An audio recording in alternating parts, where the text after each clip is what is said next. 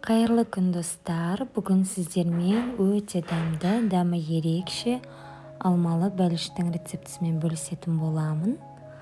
Міндетті түрде менің каналыма тіркеліңіздер, лайк басыңыздар және де пікір қалдырыңыздар.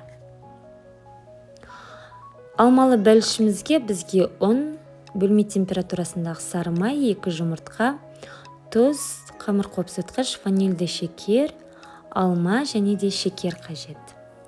Енді қамырымызды дайындаймыз. Ол үшін бізге ұнымыздың үстіне тұз, қамыр қопсытқыш, ванильді шекерімізді қосып араластырамыз. Оның үстіне шекерімізді қосып тағы да араластырып шығамыз. Яғни құрғақ заттарды бірінші араластырамыз. Оның үстіне бөлме температурасындағы сары майымызды осылай қолмен езіп шығамыз. Езіп, онымен жақсылап араластырып шығамыз. Майымыз бөлме температурасында болу керек. Қатты жұмсақ болған жағдайда оны шанышқының көмегімен езесіздер. Оны ерітудің қажеті жоқ, тек бөлме температурасында болса жеткілікті. 2 жұмыртқамызды алып, енді шанышқының көмегімен жақсылап араластырамыз, яғни сарысы мен ағы бірге бірігуі қажет. Оны қамырымыздың үстіне құйып, енді жақсы жұмсақ қамыр елейміз.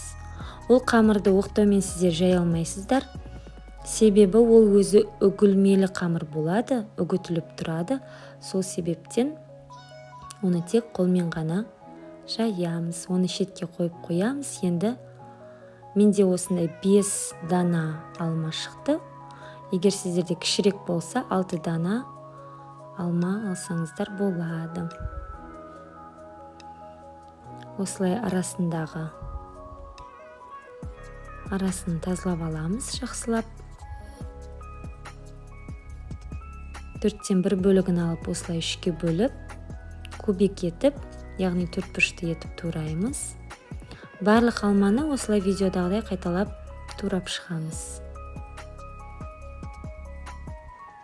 Негізінде бұл пирогты, яғни бәлішті алмадан ғана емес, сонымен қатар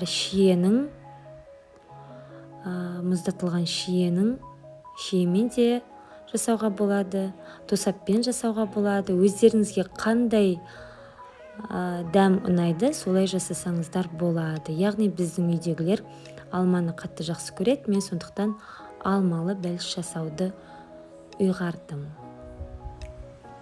Осылай бөлек кастрюль алып, үстіне алмаларымыз салып, оның үстіне 50 грамм сары майымызды, 2 қасық жармамызды, маннай крупа, оның үстіне 50 грамм суымызды құйып, отымыздың астын осылай қоямыз. Мен негізінде 6 ең максималды отқа қойдым. Негізінде сіздер орташа ағып қойсаңыздар болады бірінші кезде. Содан кейін бірте бәсеңдетіп, кастрюльдеріңіздің асты күйіп кетпесін, соны қадағалаңыздар. Егер су аз болған жағдайда тағы үстіне 50 грамм су құйсаңыздар болады. Міне осындай менде алма дайын болды, яғни 20 минут баяу отта пісіп шықты. Алманың өзінің суы шығады міндетті түрде. Суы тартылып, біздің құйған суымыз тартылып, алманың өзінің суы шығады. Қамырымызды дәл 2-ге бөлеміз, бірдей етіп, жартысының астына осылай қолмен төсеп шығамыз. Оның үстіне алмамызды салып, тегістеп, оның үстіне осындай қалған қамырымызды қолымызбен сеуіп шығамыз. Енді қызып тұрған 180 градус пеште 25 минутта пісіріп аламыз.